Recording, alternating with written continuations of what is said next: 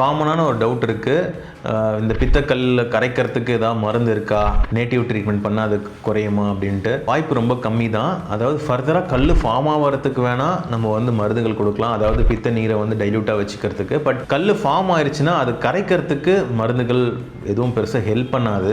யூஸ்வலாக இந்த பித்தக்கல் எப்படி கண்டுபிடிப்போம் அப்படின்னா, இந்த மாஸ்டர் செக்அப் பண்ணுவாங்க, அப்போ அல்ட்ராசவுண்ட் பண்ணுவாங்க.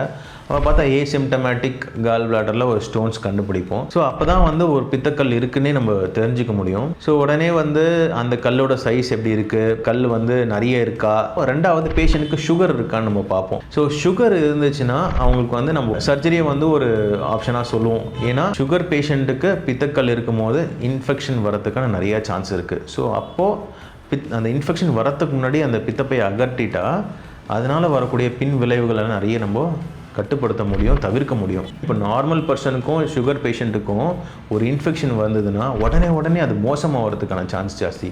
உடனேனா வித்தின் 24 ஹவர்ஸ்க்கு ஐசியூவில் அட்மிட் பண்ணுற அளவுக்கு மோசமாகிடும். ஸோ அதனால் சொல்கிறேன், பித்தக்கல் வந்து இருக்குது, பித்தக்கல் வந்து உங்களுக்கு தொந்தரவு கொடுக்குது, ஒரு வலி எடுக்குது, வலின்னு போய் பார்க்குறீங்க, ஸ்கேன் பண்ணி பார்த்தா பித்தக்கல் இருக்குன்னா அது பித்தப்பையிலேருந்து வர பிரச்சனை தான், அதுக்கும் ஆப்ரேஷன் தான் தேவை. அதே மாதிரி நீங்கள் வந்து மாஸ்டர் செக்அப் பண்ணுறீங்க, பித்தப்பையில் கல் இருக்குதுன்னு சொல்கிறாங்க, உங்களுக்கு டயபெட்டிஸ் இருக்குது, கல் வந்து சைஸ் பெருசாக இருக்குது, ஆர் மல்டிபிள் ஸ்டோன்ஸ் இருக்குது, அப்பயும் வந்து சர்ஜரிஸ் இண்டிகேட்டட்.